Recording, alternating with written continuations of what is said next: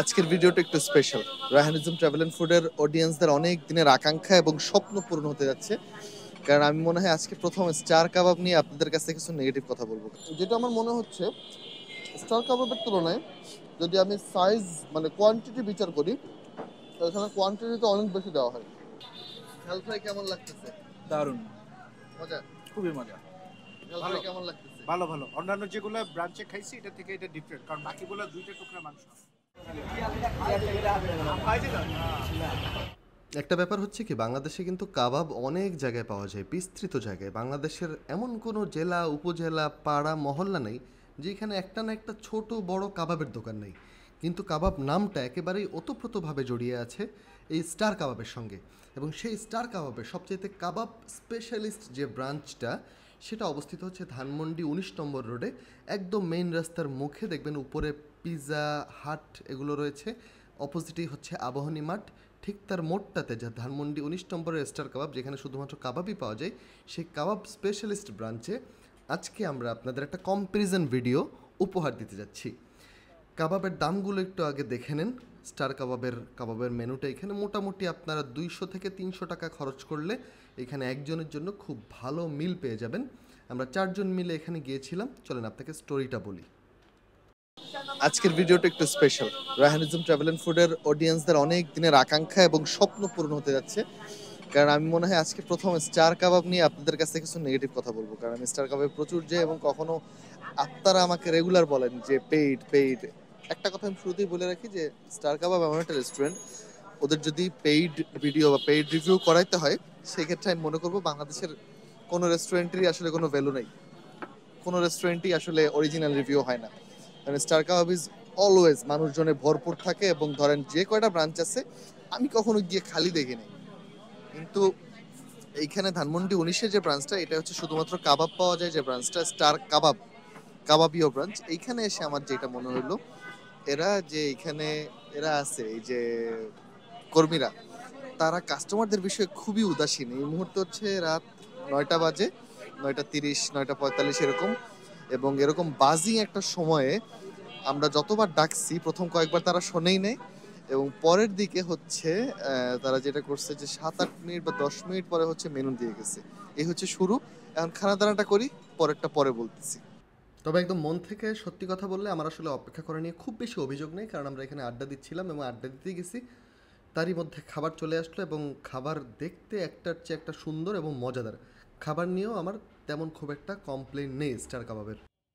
Complain আছে, কমপ্লেনটা হচ্ছে শুধুমাত্র তাদের খাবারের কোয়ান্টিটি নিয়ে।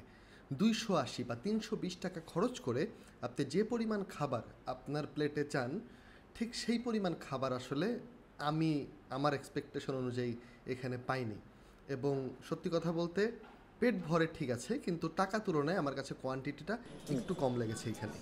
স্টার কাবাবের একটা স্পেশাল ব্যাপার হচ্ছে তাদের সালাডটা হচ্ছে একদমই অরিজিনাল। ওনাদের ভাষ্য মতে ন্যাচারাল পুদিনা পাতা, সরিষার যে টকটা, সেই টকটা থাকে। আর শশা, মরিচ, পেঁয়াজ এগুলো তো আছেই। আজকের একটা স্পেশাল আইটেম আমরা নিয়েছি, সেটা হচ্ছে এই আইটেমটার নাম হচ্ছে মাটন বটি কাবাব, খুব সম্ভবত মাটন বটি কাবাব। এটা নাকি তাদের আপনাদের বিফ যে এইটা শিক কাবাব সবচেয়ে ফেমাস স্টার কাবাবে গিয়েই মানুষজন যেটা অর্ডার করে, বিফ শিক কাবাবের পরেই অবস্থিত। তো আমি একটু এইটা খাই। এটা আমাদের সবার কাছে মোটামুটি ভালো লাগছে। আর একটা নতুন কাবাব নিয়েছি, এটা এর আগে কখনো নেই। এটা হচ্ছে আদানা কাবাব। আদানা কাবাব দেখে আমার মনে পড়লো শ্রীলঙ্কান পেস বলার ইসুরু উদানার কথা। উদানা একটা পেস বলার ছিল, ওর নামে এটা আদানা। আদানা কাবাব একটু খাই দেখি কেমন। একটু সস দিয়া ডিরেক্ট চুটনি দিই।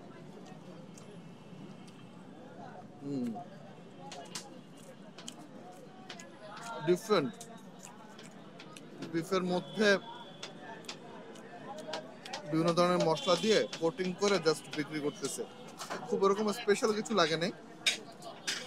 একটা চিকেন রেশমি কাবাব আমরা অর্ডার করছিলাম, ওইটা একটু খাই দেখি কেমন। চিকেন রেশমি কাবাবটা একটু সসে ডিপ করে খাচ্ছি।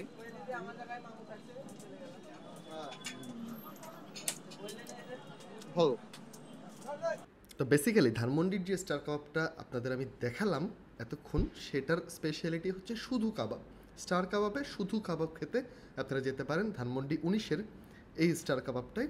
এখানে মোটামুটি 200-250 টাকা খরচ করলে এই আইটেম পেতে পারেন। এবারে আমরা চলে যাচ্ছি একদম মিরপুরে নতুন একটা কাবাবের সেন্সেশন হয়েছে, যেখানে নাকি লা মেরিডিয়ানে কাজ করা একজন শেফ, তার উদ্যোগে, তার মালিকানায় কেবাব এক্সপ্রেসে কাবাব বিক্রি হচ্ছে। এখানে প্রাইস মেনুটা প্রথমে আপনাদের দেখাই। 180 থেকে 220, 240, 250 টাকার কাবাব আছে। মাটন আইটেমগুলো আমরা পাইনি, তাই আমি মনে হয় আপনারাও হয়তো নাও পেতে পারেন, একটু ফোন দিয়ে জিজ্ঞেস করে নিন। তবে চিকেন যে আইটেমগুলো নিয়েছি আমি প্লিজ ছিলাম, মানে বেশ ভালো মানের চিকেন আইটেম ছিল এখানে। এবং এখানে হচ্ছে পে ফার্স্ট, প্রথমেই আপনারা কী খাবেন সেটা ডিসাইড করে কাউন্টারে গিয়ে আপনারা এখানে বলে আসতে হবে। এবং পুরা রেস্টুরেন্টে কিন্তু এই দোকানের যিনি মালিক তার ছবিতে ভরা।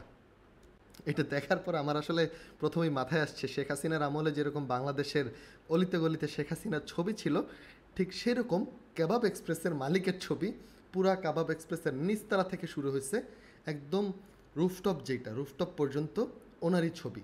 ঠিকানাটা একটু বুঝিয়ে বলি, এটা হচ্ছে চিড়িয়াখানা রোডে অবস্থিত, মিরপুর 2 নম্বর থেকে আপনারা খুব সহজেই যেতে পারবেন স্টেডিয়ামের সামনের রোডটা থেকে রিক্সা নিয়ে, অথবা যদি আপনারা সিএনজিতে যান সেক্ষেত্রেও ম্যাপের লোকেশন অনুযায়ী, যেটা আমি ইউটিউবে ডেসক্রিপশনে দিয়ে দিচ্ছি, সেখানে দেখতে পারেন।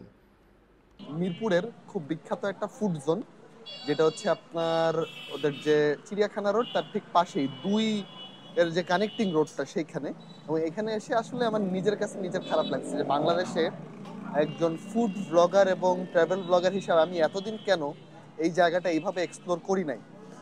দেখলাম যে একদম স্টেডিয়ামের সামনের গলিটা থেকে শুরু করে, যেটাকে লাভ লেন হিসেবে পরিচিত, একদম এই পাশের মাথা পর্যন্ত প্রচুর ফুড ডেস্টিনেশন আছে, যেটা আসলে আমার কভার করা উচিত ছিল। তবে আমি আজকে ভিন্ন একটা জায়গায় আসছি, এটার নাম হচ্ছে কাবাব এক্সপ্রেস। ভিন্ন উদ্দেশ্যে, আমার উদ্দেশ্য হচ্ছে ঢাকার 2টা বিখ্যাত, ধরেন এখনকার হাইপ এই কাবাব এক্সপ্রেস এবং পুরাতন হাইপ মানে অল টাইম হাইপ স্টার কাবাবের মধ্যে একটা তুলনা দিব। তো যেটা দেখতেছি এখানে আপনার আমরা 3 পদের কাবাব এখানে অর্ডার করছি। একটা হচ্ছে পেশোয়ারি মালাই কাবাব, একটা হচ্ছে তাদের হাউস স্পেশাল আদানা কাবাব। এটা দেখতে খুবই সুন্দর এবং জিনিসটা সফট অনেক, এবং একটু ঝাল ঝাল আশা করা হচ্ছিল এটা, কিন্তু ততটা আসলে ঝাল না, খাইতে মজা। বেশ মজা। আর এটা হচ্ছে টিক্কা কাবাব। এখানে কিন্তু কোনো ধরনের বিফ আইটেম নেই, জাস্ট চিকেন এবং মাটন আইটেম আছে, যেগুলো হচ্ছে আমরা পাই নাই, হয়তো অন্য কোনো সময় আসলে পাইতে পারেন। যেটা আমার মনে হচ্ছে স্টার কাবাবের তুলনায় যদি আমি সাইজ মানে কোয়ান্টিটি বিচার করি, তো এখানে কোয়ান্টিটিতে অনেক বেশি দেওয়া হয়। স্বাদের ব্যাপারটা আমি খুব স্পেসিফিক কিছু বলবো না যে স্বাদ কোনটা বেশি ভালো বা খারাপ, কারণ হচ্ছে স্বাদ জিনিসটা এরকম একটা জিনিস যেটা হচ্ছে ব্যক্তি টু ব্যক্তি খুবই ভেরি করে। আপনার কাছে একটা জিনিস খুব ভালো লাগতে পারে, আমার কাছে একই জিনিস খুব খারাপ লাগতে পারে, এটা খুবই স্বাভাবিক। তবে একটা জিনিস হচ্ছে এখানে মশলার আধিক্যটা টের পাওয়ার মতো। কাবাব এক্সপ্রেসের কথা আমি বলছি, এখানে কোয়ান্টিটি বেশ ভালো এবং নতুন হিসেবে তারা খুবই নাম করেছে। এটা নাকি 5টার দিকে খোলে, আমরা এখানে আসছি 5:30টার দিকে, এবং তখনই মানুষজন একদম জমজমাট ছিল এই কাবাব এক্সপ্রেস, যেটা হচ্ছে একজন 5 স্টারে কাজ করতেন এরকম একজন ব্যক্তি এটার মালিক, তিনি এই রেস্টুরেন্টটা চালান। নিচতলায় ছোট্ট একটা দোকান ছিল, পরবর্তীতে যখন তারা খুব ভালো বেচা বিক্রি শুরু করছে, ছাদে মোটামুটি এই রুফটপ জায়গাটা নিয়ে তারা ব্যবসা শুরু করে দিয়েছে। মিরপুরের অন্যতম একটা কাবাব ডেস্টিনেশনে পরিণত হয়েছে এই কাবাব এক্সপ্রেস। এবারে রেস্টুরেন্টের পরিবেশ এবং পরিবেশনা নিয়ে বলি। রেস্টুরেন্টের একটা দিকে সার্ভিং লঞ্চ প্যাড আছে, সেইখানে ঢালাওভাবে কাগজের প্লেটগুলো সাজানো, সেইখানে সালাদ এবং ছোট্ট একটু মরিচ পেঁয়াজ ভর্তা, যেটা একটু সস দিয়ে মাখানো, সেটা পরিবেশন করা থাকে। ওইটার মধ্যে যে যা অর্ডার করতেছেন সেগুলো একটা একটা করে পরিবেশন করা হয় এবং যার যার টেবিলে পৌঁছে যায়। রেস্টুরেন্টের নিয়মতান্ত্রিক দিক থেকে আমার কাছে খুবই গোছানো মনে হয়েছে এবং অথরিটেরিয়ান মনে হয়েছে। অথরিটেরিয়ান কেন? এই রেস্টুরেন্টের যিনি মালিক, তার যে আদেশ এবং নির্দেশ অনুযায়ী খুবই গোছানোভাবে এই রেস্টুরেন্টের কর্মচারীরা তারা সব কিছু পালন করতেছেন। কোনো কাস্টমারের কোনো অভিযোগ নাই, যে যার মতো আড্ডা দিচ্ছেন, খাওয়া দাওয়া করতেছেন, বিল পে করে খাবারটা টেবিলে অপেক্ষা করতেছেন খাবারের জন্য এবং খাবারটা তার টেবিলে পৌঁছে যাচ্ছে। এরকম হচ্ছে রেস্টুরেন্টের সিস্টেম। ওভারঅল আমি বলবো এই রেস্টুরেন্টের যে পরিবেশ এবং পরিবেশনা, তাতে আমি বেশ স্যাটিসফাইড ছিলাম। আর এখানে হচ্ছে রুটি 2 ধরনের, একটা রুটি হচ্ছে নর্মাল রুটি আর আমরা নিয়েছি স্পেশাল রুটি। স্পেশাল রুটিটার মধ্যে একটু হার্ব থাকে, রুটিটা বেশ মজাদার, সফট, এবং এই রুটির সাথে কাবাবগুলো খেতে বেশ ভালো লাগছিল। 3 ধরনের কাবাব আমরা নিয়েছিলাম। 3 ধরনের কাবাব, তিনটেই 3 রকম টেস্ট এবং বেশ মজাদার। কোনোটা একটু ঝাল বেশি, কোনোটা একটু ঝাল কম, তবে খাবার বেশ ভালো ছিল আমার কাছে মনে হয়েছে। বিশেষ করে আপনারা যদি যান, আমার রেকমেন্ডেশন থাকবে তাদের যে স্পেশাল হাউস কাবাবটা সেইটা অর্ডার করে খেতে পারেন। এটা খেতে বেশ ভালো লাগবে। টিক্কা কাবাবটাও বেশ মজাদার ছিল। আর ওনাদের দাবি অনুযায়ী, ওনাদের সাথে কিছুক্ষণ কথা বলছিলাম, এখানে যে পেশোয়ারি মালাই কাবাবটা পাওয়া যায় সেটা নাকি ঢাকা শহরের অন্য কোথাও বানানো হয় না এত টেস্টি করে। আমার কাছেও খাবারটা বেশ ভালো লাগছে, কিন্তু আমি ঢাকা শহরে যেহেতু অনেক জায়গায় এই পেশোয়ারি মালাই কাবাবটা খাইনি, তাই এই বক্তব্যটার জাস্টিফিকেশন আমি দিতে পারবো না। আপনারা যারা অনেক জায়গায় খেয়েছেন তারা বলতে পারেন। ধন্যবাদ সবাইকে যারা আমার এই ভিডিওটা পুরোটা দেখেছেন। আমার এই ধরনের ভিডিও যদি আপনাদের ভালো লেগে থাকে আর নতুন নতুন জায়গায় সাজেস্ট করবেন, এবং অবশ্যই আমার এই চ্যানেলটাকে গ্রো করতে সাহায্য করবেন রেকমেন্ডেশনের মাধ্যমে আপনাদের প্রিয় মানুষদের কাছে পাঠাতে পারেন, এবং আপনারাও যারা এখনও পর্যন্ত সাবস্ক্রাইব করেননি তারা সাবস্ক্রাইব করতে পারেন আমার এই চ্যানেলটি।